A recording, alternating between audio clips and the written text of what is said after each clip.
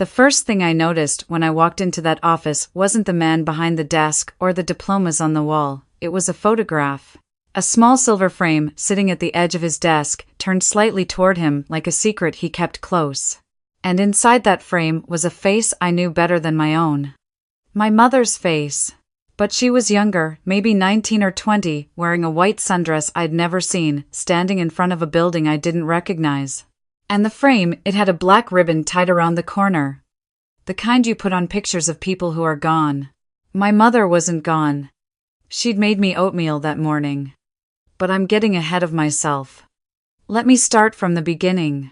I grew up in a small house on the edge of Jasper Hollow, Tennessee, the kind of town where everybody knew your name and nobody ever left. Our house sat at the end of a dirt road lined with hackberry trees, and behind it was a hayfield that stretched all the way to the Blue Ridge foothills. It was beautiful if you liked silence. I used to. My name is Claire Whitmore. And for 27 years, that house, that road, that silence, it was all I knew. My mother, Ruth Whitmore, was the kind of woman who could hold the whole world still with a single look. She was small but fierce, with sharp cheekbones and hands that were always busy canning tomatoes, mending a fence post, hanging laundry before the rain came. She ran our little life like a captain runs a ship. Everything in its place, every minute accounted for. She loved me.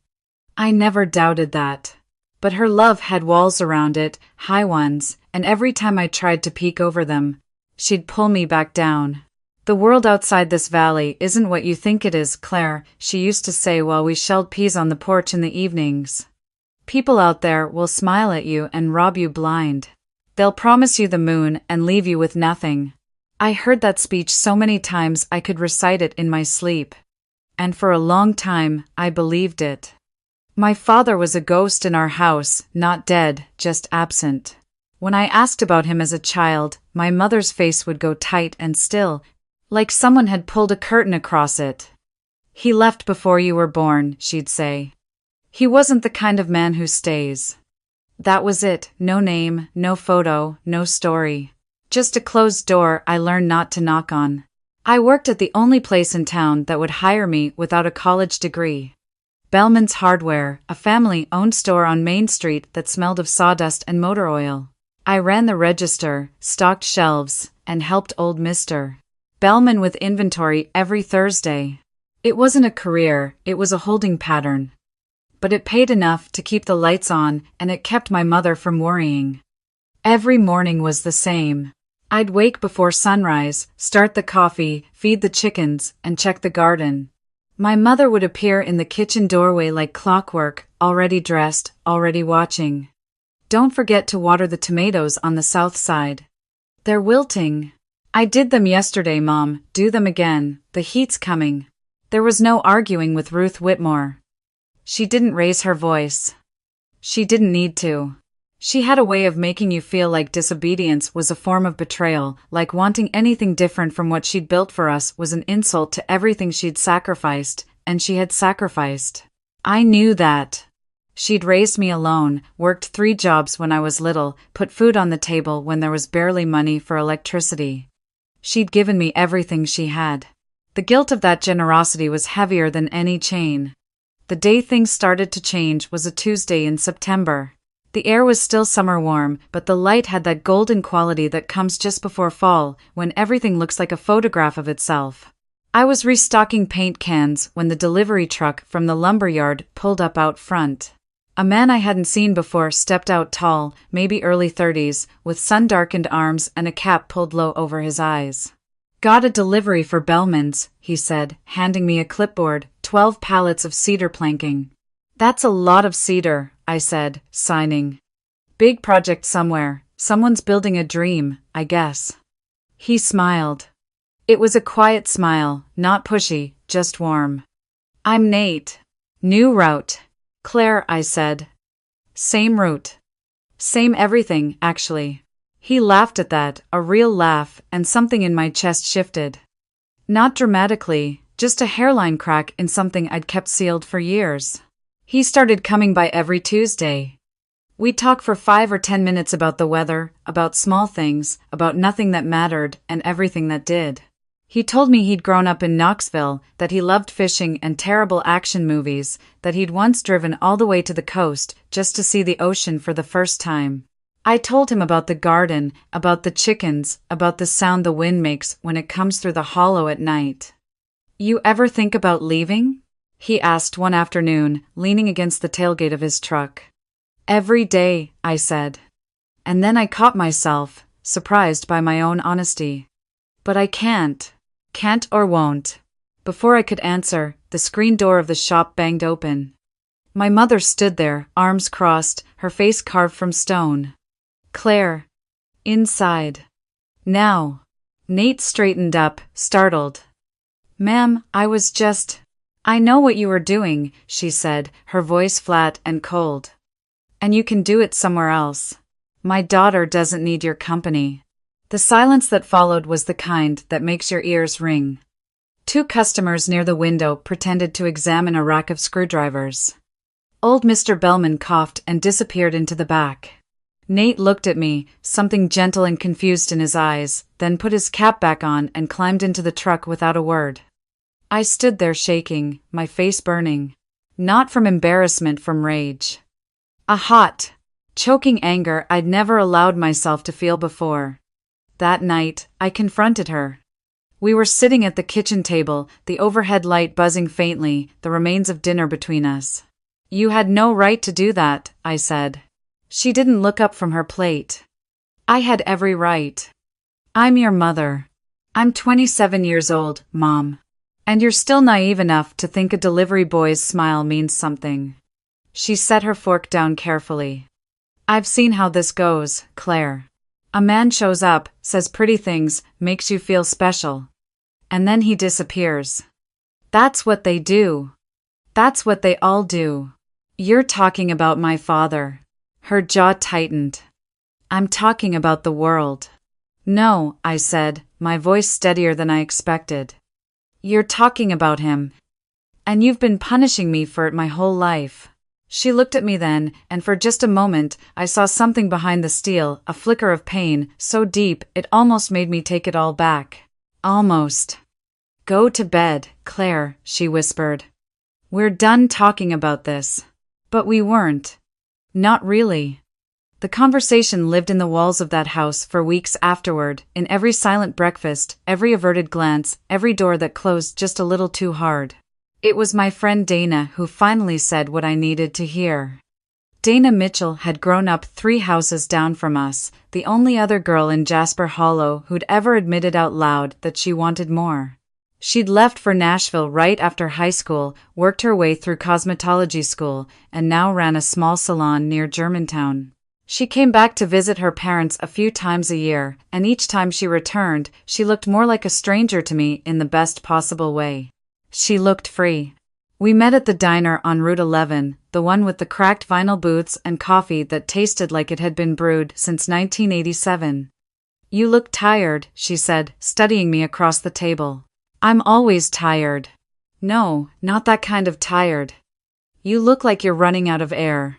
I told her everything about Nate, about my mother's outburst, about the guilt that sat on my chest like a stone every time I thought about leaving.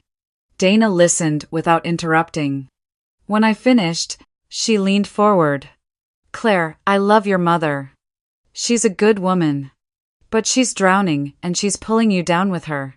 You can't save someone by sinking alongside them. She's all I have." "No," Dana said firmly. "She's all you've allowed yourself to have, there's a difference." She told me about a job opening at a design firm in Nashville. An office coordinator position, nothing glamorous, but steady, with room to grow. "You're smart. You're organized.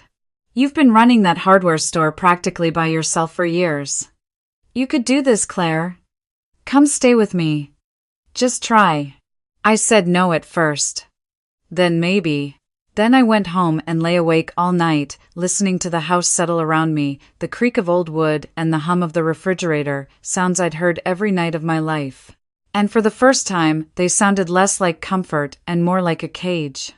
3 days later, I packed a bag. I did it at night because I knew I wouldn't have the courage to do it in daylight, not with my mother's eyes on me, not with the weight of her disappointment pressing down in real time. I folded my clothes in the dark, tucked my toothbrush into the side pocket, and paused by the dresser where I kept the only photograph I had of myself as a baby, my mother holding me on the porch, squinting into the sun, looking young and almost happy. I wrote a note and left it on the kitchen counter. Next to the coffee maker she turned on every morning at 5:30. Mom, I love you. I need to find out who I am when I'm not afraid. Please don't hate me, Claire. The screen door barely made a sound as I slipped out.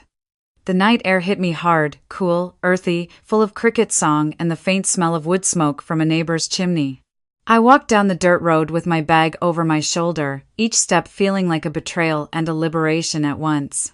Dana was waiting at the gas station on the highway, engine running. I climbed in, and we drove south without looking back. The radio played low, and neither of us spoke for the first 20 minutes.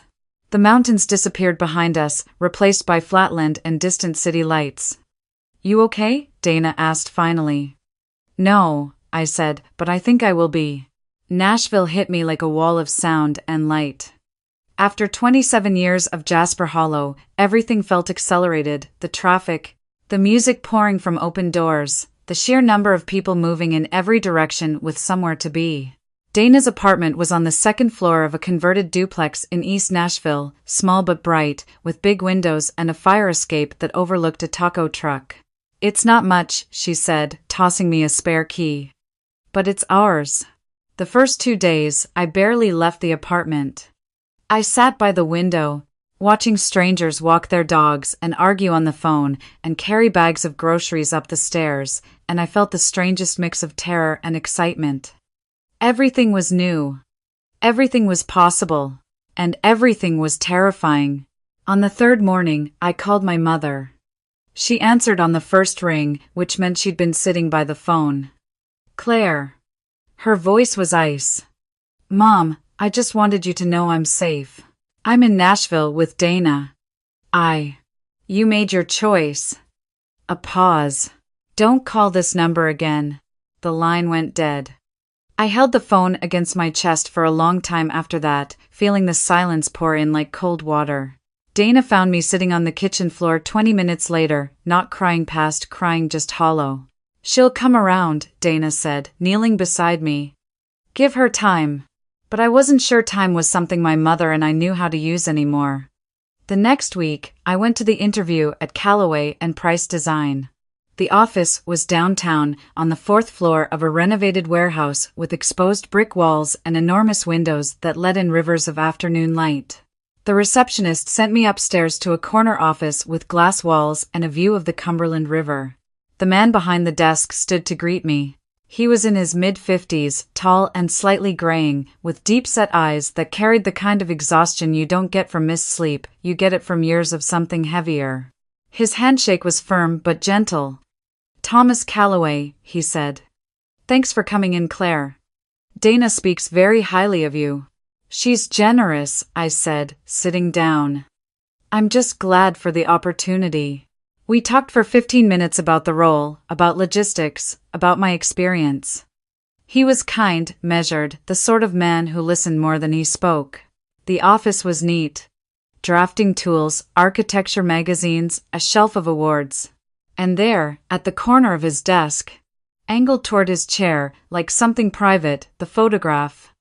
I didn't see it at first, not until I leaned forward to sign the application form and the light shifted, and then the whole room tilted. My mother's face stared back at me from behind glass. She was young, impossibly young, standing in a white sundress in front of a building I'd never seen, smiling the way I'd never seen her smile. Open, unguarded, happy. And around the corner of the silver frame was a thin black ribbon, the kind people use when someone has passed. My pen stopped moving. My breath caught somewhere between my lungs and my throat, and the room went very quiet except for the distant hum of traffic below.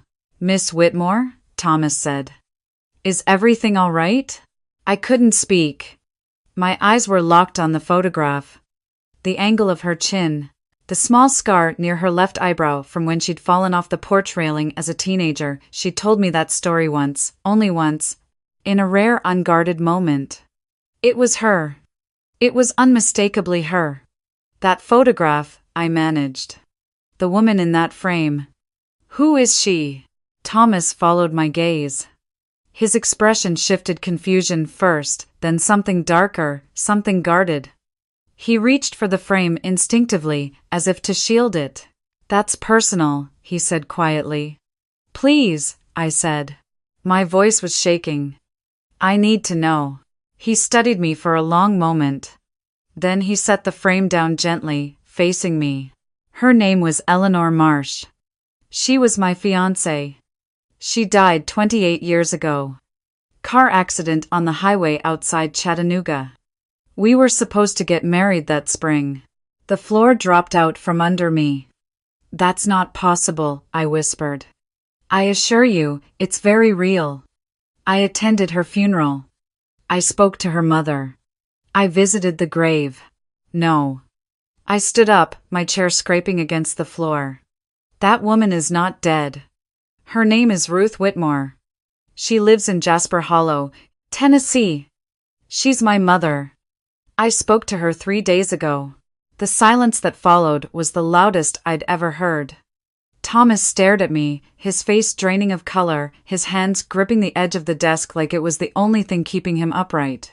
The clock on the wall ticked steadily, indifferent to the earthquake happening in that room. That's impossible, he said, but his voice had no conviction left. Look at me, I said. Look at my face, look at her face, you can see it. He did. His eyes moved from the photograph to me and back again, tracing the lines of resemblance, the jaw, the cheekbones, the shape of our eyes. His breath came out in a shudder. No, he said, almost to himself. No, this can't. Margaret told me, she was gone. There was a funeral. There were flowers. I grieved her. For years. I built this entire firm because I couldn't. His voice cracked and he turned away, pressing his knuckles against the window glass.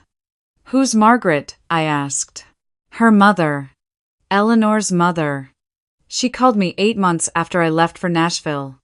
Said there'd been an accident. Said Eleanor didn't survive. She wouldn't let me come to the burial. Said the family wanted privacy.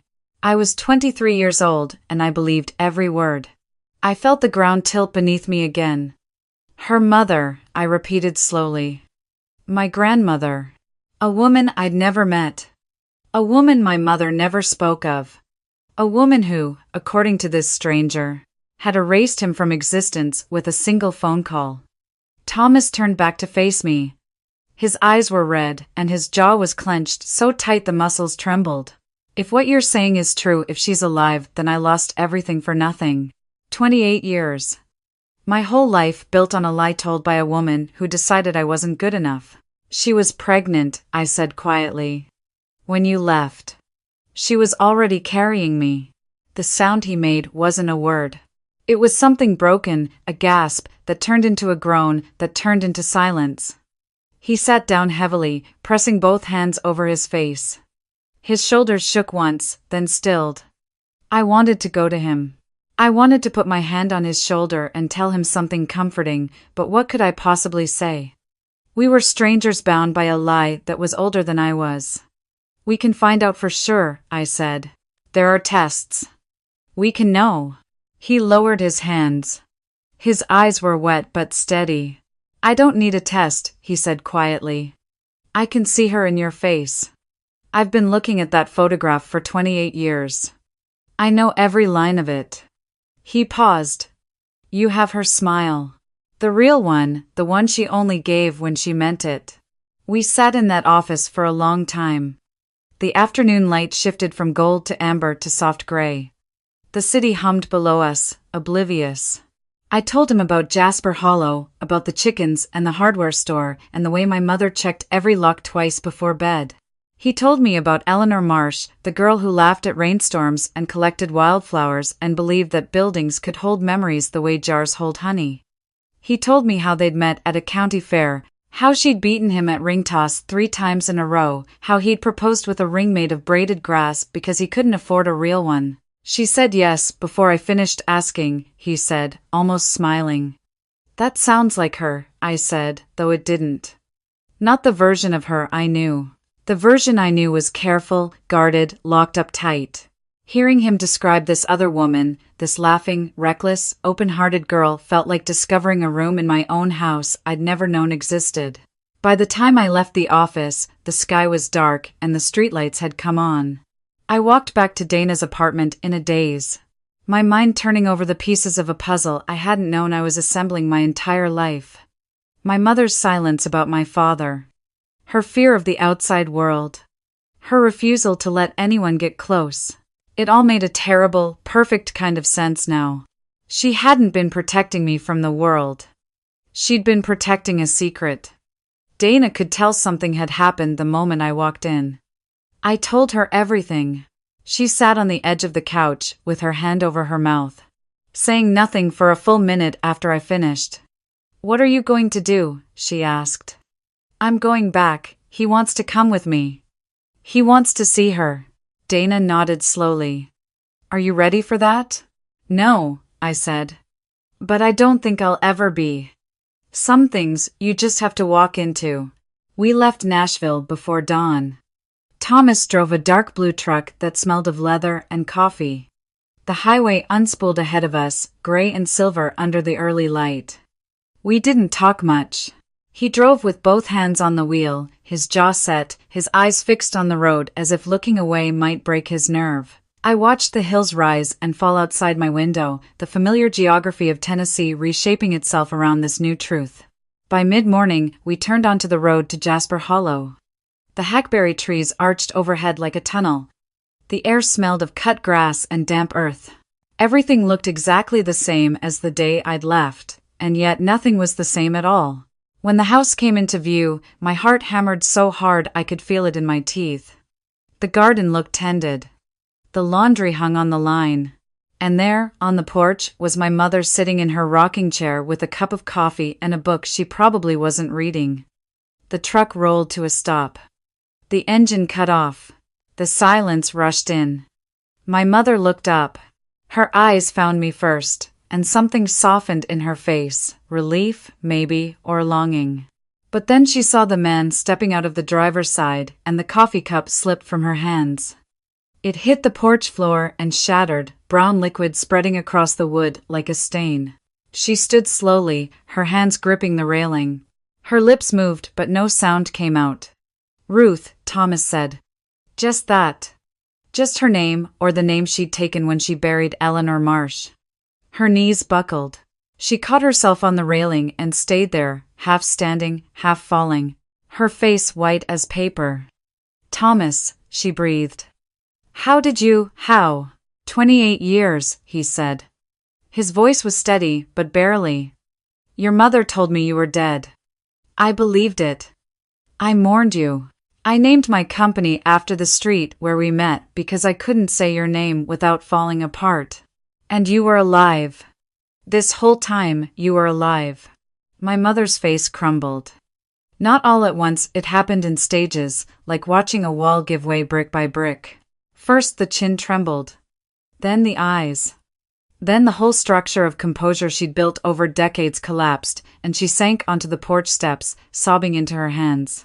I stood between them, rooted to the ground, watching my mother cry in a way I'd never seen before, not restrained, not quiet, but raw and deep and ugly and real. The kind of crying that comes from a place you've kept locked so long you forgot what was inside it. "She made me do it," my mother gasped between sobs. "My mother. She said you'd ruin my life. She said a man with no money and no name would drag me down. When you left for Nashville, she told me to forget you. And when she found out I was pregnant," her voice broke. "She said if I ever contacted you, she'd make sure I lost Claire. She had friends at the courthouse. She had connections. She said she'd prove I was unfit. So you let her tell me you were dead," Thomas said. "I didn't know she'd gone that far. Not at first. She told me she'd explained that I'd moved on, that I didn't want to be found. It wasn't until years later that I found out what she'd really told you. By then, it was too late. You'd built your life. I'd built mine. What was I supposed to do? Show up and destroy everything?